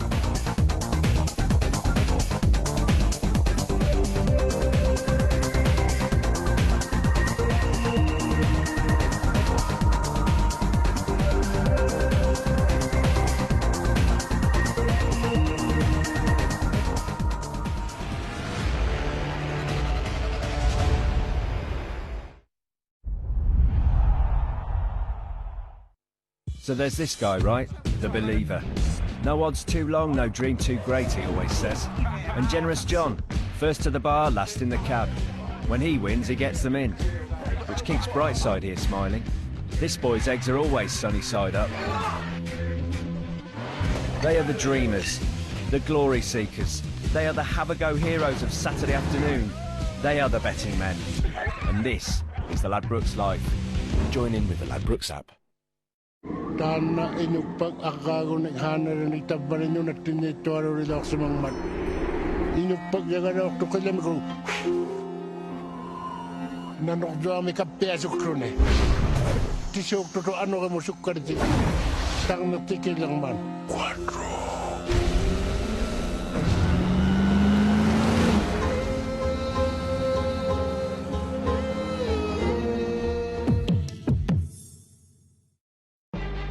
This October, Sky Arts is turning painting on its side.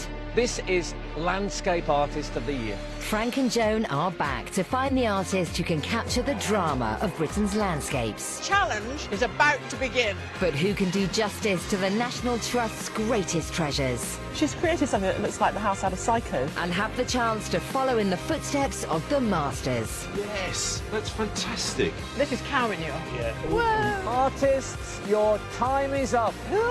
He did it. Landscape Artist of the Year, coming soon to Sky Arts.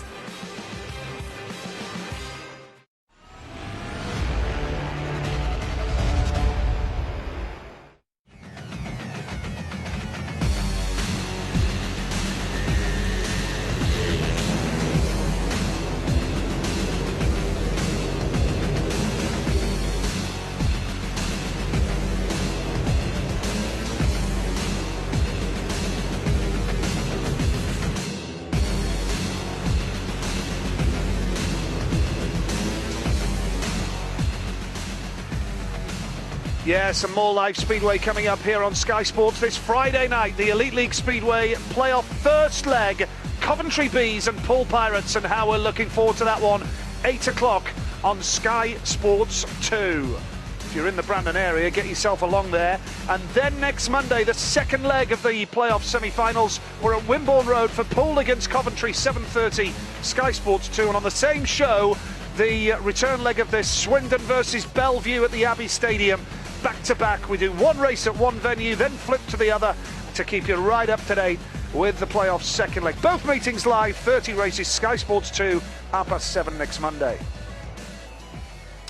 It's pouring down with rain. This is why we got on with it straight away at 7:30 tonight. Didn't hang around. We've done 14 heats, and the rain is absolutely pouring down now. Situation is, as it stands right now, the riders do want to complete this meeting, but with the rain pouring down like it is, they're just going to give it 10 minutes or so to see if it does ease or it does stop, and then we will get heat number 15 on. If not, then I guess we may have seen our last race, so we'll know in around 5 or 10 minutes' time. Chris Morton is the Bellevue Director of Operations here, a former Bellevue rider, a real club legend, and he is with Chris Louis. And currently doing a great job holding that umbrella. I tell you what, I don't think the lads are going to be too enthusiastic about getting out there. It is absolutely pouring down out here right now. First of all, Chris, a quick word about tonight. 14-point lead at the moment. Doesn't look like we're going to get another race in. You've got to be pleased with that. Yeah, really pleased. The lads have done a really great job here. I mean, we're fortunate that we hardly had any rain. Then halfway through the Heat 14, we got some rain, and as you say, it's absolutely pouring down now. So I think we've been very fortunate, and the 14 points will be very useful. Looking ahead, a big date, 19th of March 2016. It's the grand opening of the new stadium. Give us a quick update. Yeah, well, about 2 weeks ago we passed the halfway stage on the build programme, and it's all going extremely well. Of course, bad weather doesn't help, but they are doing well with the build. It's on target, which is important, obviously. We will be starting the main part of the track sometime in the next couple of weeks. The main three structures have already been almost completed. They'll be moving in to complete the inside of the grandstand again within the next month. So, yeah, everything's going really well. Really pleased. When you joined the club back in 2005, 2006, you had plans right then to find a new venue. About 2009, we started to hear tentative plans that it may be just up the road, and it's come to fruition. But it's been a long, long haul, hasn't it? It has been a long haul. David Gordon and myself took this over along with Gordon Pearman 9 years ago. It's our 9th season, And the intention was we took it over to get a new stadium, and it's been a tough, long haul, but we're there now, you know, and it's going to, hopefully it will be a good thing for Speedway, and you know, we're going to be seeing a couple of new tracks next year with Swindon and with Bellevue, and hopefully we can build on that as a sport. But what a fantastic history Bellevue has got as a club, because I was kind of reading up on it today and getting a bit of tuition on it, and I mean, you guys started here at Coquetoon Lane in the 20s, I think it was, for a year. 1928, yeah, we started here in 1928 where we currently are. Just a year later we moved to Hyde Road, and we were there until 1987, and then in 1988 we moved here and have been here ever since. And Bellevue's such a small area. It started off as a zoological gardens. It's not actually a suburb as such of Manchester. So you've kept the track within that sort of Bellevue confines. Yeah, it's the Bellevue Speedway triangle. We've got, you know, it's all within probably 300 metres. So, yeah, fantastic for us. And the new stadium, you're going to have plenty of uses for it. You're looking to have make it basically an academy centre for Speedway in the UK. Yeah, it'll be. I mean, the Bellevue Sports Village actually includes basketball, rugby, and Speedway. They're the three main sports that are on there. And yeah, we intend to use the sport, our stadium for many events. But the academy is a very, very important part of it, and hopefully the sport itself can build from that. There's a lot of work being done around the country on bringing through you know, young riders, which is clearly where the future of the sport is. Exciting times for Bellevue Speedway Club. Thanks for talking to us, Chris. Thank you. Yeah, looking forward to the new stadium next year. Breaking news here, this meeting has been abandoned now. Bellevue 50, Swindon 36 is the final score from tonight's meeting. So a 14-point gap. I just wonder, will Bellevue feel that they've been denied another race advantage in Heat 15? It's the right decision, of course. How will Bellevue feel about that, I wonder? I think they'll be delighted. I think that Swindon have been here twice so far this season. They've only been beaten by 6 points on one occasion. The other time it was 2. I think they've had a great run. You know, in truth, I think that with the weather forecast we had, I think we've done extremely well. And they'll be driving home. I think everybody concerned with the club this evening will be delighted with the outcome of tonight's match. This is what we feared around 7:30, just as we were coming on air. We feared that this rain would come along, and thankfully we've got 14 heats in. Looking forward to Friday. Coventry Bees, Poole Pirates. It's going to be a terrific night. Really looking forward to that one, Kelv. Absolutely. You know, Coventry have been a terrific season. They had a couple of dips, but by and large they've been very competitive throughout the season. Jason Garrity has done a great job for them. The Poole Pirates, you know, again, the champions have been superb. Got to believe that they've been absolutely outstanding throughout. And they've got that winning mentality, haven't they, Nige? You know, they somehow won the championship again last year. And this season, again, they've got plenty of quality in their side. So will be a really tight encounter. Well, let's head down to the pits for some reaction to tonight's first leg. Here's Chris Louis. Yeah, we're still getting wet down here in the pits. But, Alan, if I can come to you first. 14 points down after 8 heats. You did steady the ship, so still 14 points down, but that's quite a big gap to make up. Yeah, it's a big gap, but never say never. Our reserves, you know, plugged their reserves tonight. We got one more point in them at reserve, so that was a bonus. But then our heat leaders let us down a bit tonight, and that's not good enough, really. We do it all again on Monday, and effectively, I'd like to say we start from scratch, but you've got that uphill battle, but home ground, you can do it? I'm sure we can, you know. Otherwise, I might as well just pack in and now and just give it to Bellevue now. No chance. We know that's just not your way, Alan. No way, no at all. Well done, thank you. And Mark, I guess, you know, a little bit the opposite. 14 points up after 8 heats. Maybe you would have been looking to extend it, but I'm sure if we'd have said to you before tonight, you're going to come away with a 14-point lead, you'd have been happy. Yeah, I take that every day. Playoff, you know, 14 points first leg. Definitely happy with that, but obviously we're not going to rest on our laurels here. You know, we know the Swindon are quite capable. You know, we've had an away win down there, and we lost by 6, but I think there were some tactical ignition failures in the second time we were there. But so we know it's all to play for. You know, we're not going to get carried away with this one. But yeah, it's good job by the boys tonight. They rode really hard. So yeah, I'm more than happy.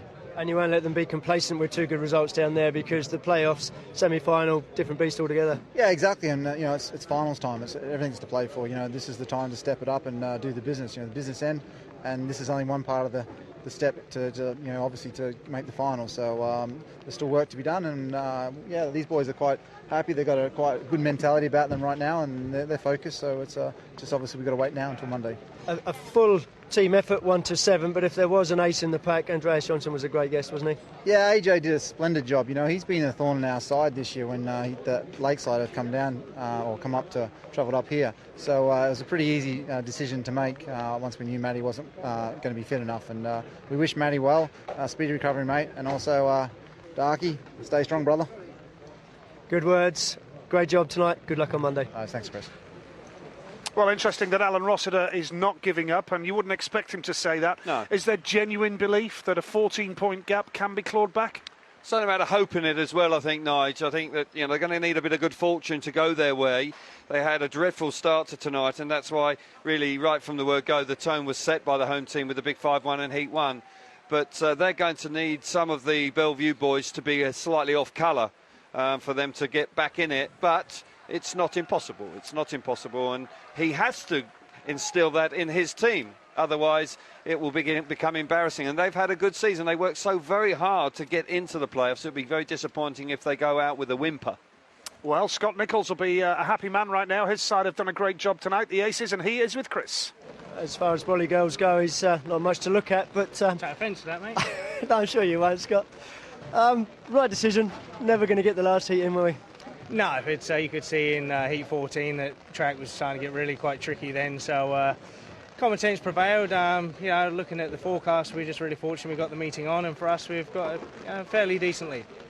And that crash in Heat 14, it's just great to see you in one bit. You came very, very close to getting collected by Peter Kilderman. Yeah, I thought the big fella was going to go straight over me, so and gratefully he missed me. It just totally caught me by surprise. I thought I'd done everything right, but